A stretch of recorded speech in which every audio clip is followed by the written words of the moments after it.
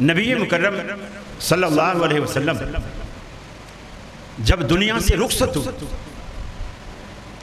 تو آپ کے رخصت ہونے کے بعد صحابہ کرام میں جو سب سے پہلا اختلاف ہوا آپ کے رخصت ہونے کے بعد، دنیا سے چلے جانے کے بعد، ابھی آپ کا جسد خاکی، جسد اطہر اما عائشہ صدیقہ رضی اللہ تعالی عنہ کے حجرے میں موجود ہے، ابھی تدفین بھی نہیں ہوئی، 3 دن تک موجود رہا۔ آپ کی موجودگی میں صحابہ کرام میں جو سب سے پہلا اختلاف ہوا وہ سیدنا فاروق اعظم نے باقی صحابہ کرام سے کیا۔ پہلا اختلاف، تلوار نکال لی، مسجد نبی میں کھڑے ہو۔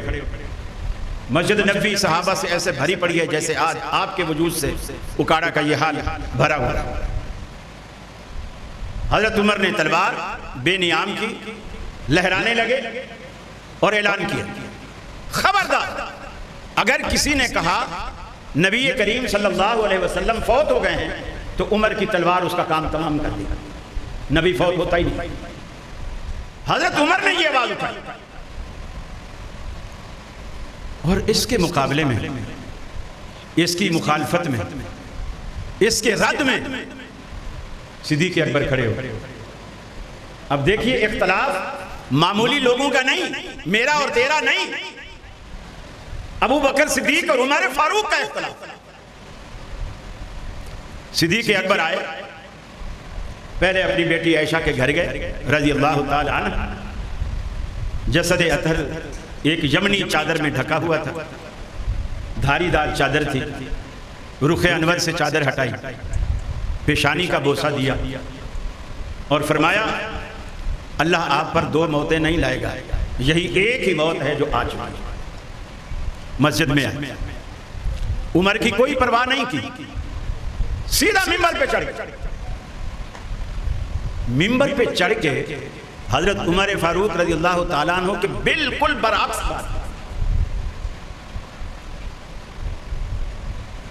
فرمایا، من کان یعبد محمدا فإن محمدا قد مات۔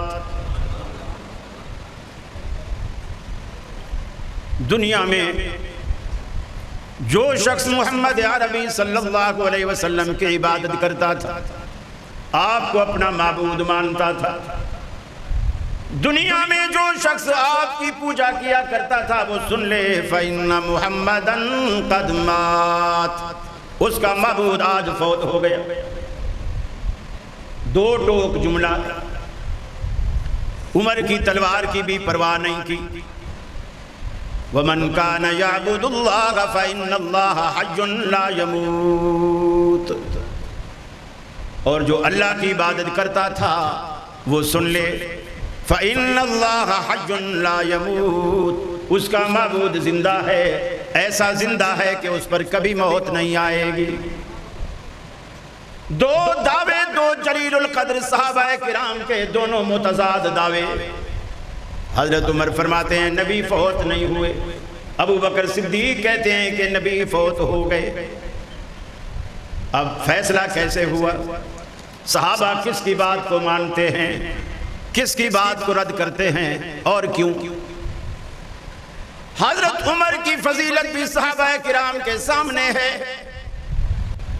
صحابہ کو یہ معلوم ہے، اللہ کے حبیب نے فرمایا تھا لو کان بعدی نبی لکان عمر، اگر میرے بعد پیغمبر کے آنے کی کوئی گنجائش ہوتی تو عمر ضرور پیغمبر ہوتا۔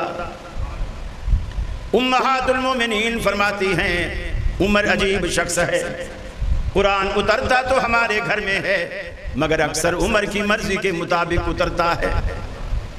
صحابہ کرام کو یہ بھی معلوم ہے، اللہ کے حبیب نے فرمایا تھا عمر کے ایمان میں وہ جرأت، وہ شجاعت، وہ بہادری ہے جس راستے پر عمر چل نکلے ابلیس وہ راستہ ہی چھوڑ دیتا ہے۔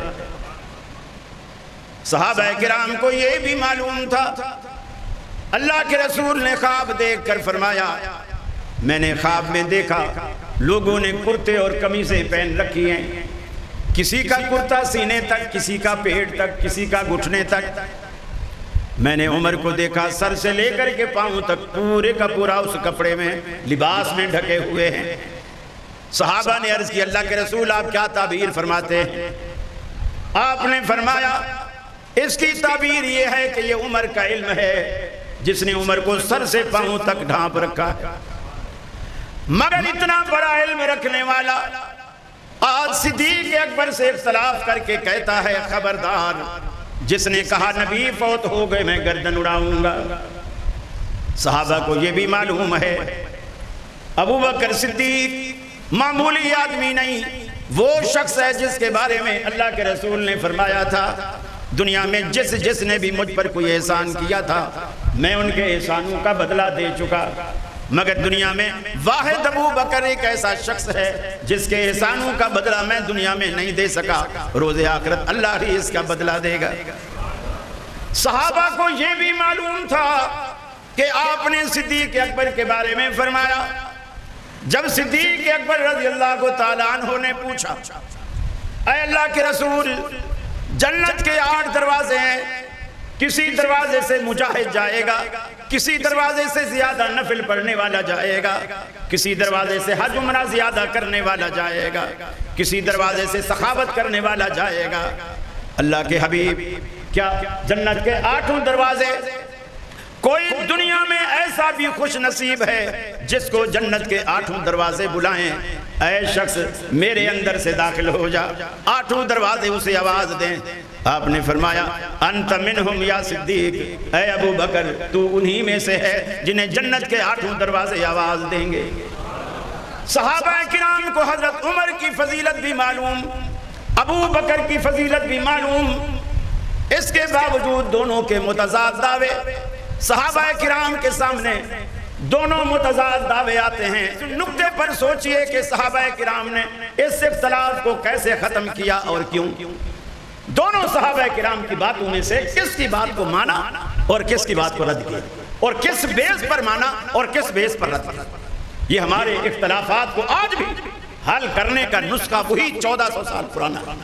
اس نسخے کو اگر آج بھی ہم استعمال کریں گے ہمارے اختلافات اسی طرح حل ہیں۔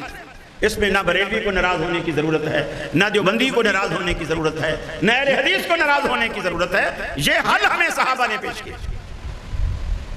صحابہ نے دیکھیے ابھی تک کسی کی تائید نہیں کی، نہ عمر کی تائید کی نہ ابو بکر کی تائید، چپ کر کے بیٹھے، دعویٰ وہ بھی کر رہا ہے دعویٰ وہ بھی کر رہا ہے، چپ کر کے بیٹھے۔ چپ کر کے کیوں بیٹھے؟ اس لیے چپ کر کے بیٹھے ہیں کہ ابھی تک دونوں شخصیات کے دعوے سامنے آئے ہیں، دلیل کسی نے نہیں دی۔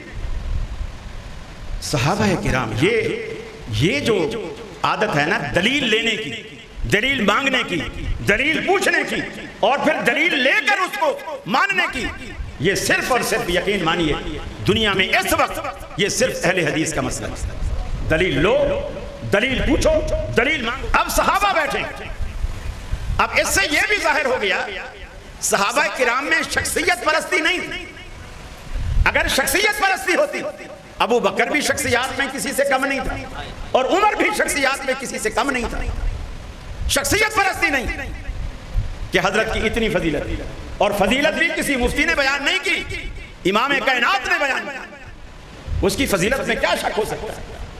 لیکن صحابہ کسی بھی شخصیت کی بات کو مان ہی نہیں رہے۔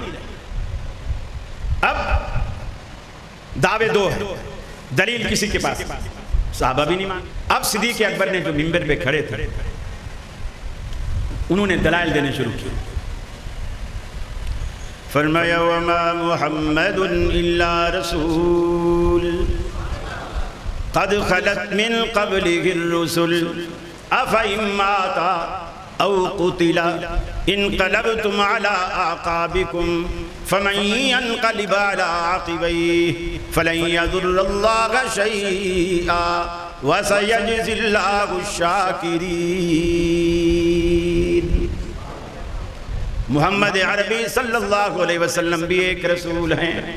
صدیق اکبر نے رجوع الی القرآن فرماتے ہوئے قرآن میں سے دلیل اخذ کی۔ اللہ اپنے قرآن میں کہتا ہے محمد عربی صلی اللہ علیہ وسلم کی حیثیت بھی ایک رسول کی ہے۔ دنیا میں اور بھی پیغمبر آئے، آج ان میں سے کوئی بھی باقی نہیں، سب چل بسے۔ افإن مات او قتل، ہمارا آخری پیغمبر بھی دنیا سے چل بسے، آپ پر موت کا اطلاق ہو جائے یا قتل کر دیے جائیں، کیا تم ایڑیوں کے بل اسلام سے منحرف ہو جاؤ گے، پلٹ جاؤ گے؟ دوسری دلیل دیتے ہوئے فرمایا قرآن کہنا کا میتون وانہم میتون، اور یہ جو دن رات آپ کی موت کی تمنا کرتے ہیں یہ بھی تو جانے والے ہیں، یہ کب تک رہیں گے؟ افَإِن مِتَّ فَهُمُ الْخَالِدُونَ، اے حبیب اگر آپ دنیا سے چلے جائے تو یہ کیا ہمیشہ رہنے والے ہیں؟ یہ بھی تو دنیا سے جانے والے ہیں۔ قرآن مجید کی یہ آیات جب صدیق اکبر کی زبان پر مچلنے لگی، صحابہ کرام کے دل و دماغ میں اترنے لگی، حضرت عمر کی بے نیام تلوار بھی خود بخود نیام میں داخل ہو گئی۔ سب کو سمجھ آ گیا کہ ابو بکر صدیق کی بات قرآنی دلائل سے بھرپور ہے، سارے اسی بات پہ ایمان لے آئے۔ فیصلہ اسی بات پہ ہو گیا کہ آج آمنہ کا لال ہم میں باقی نہیں رہا۔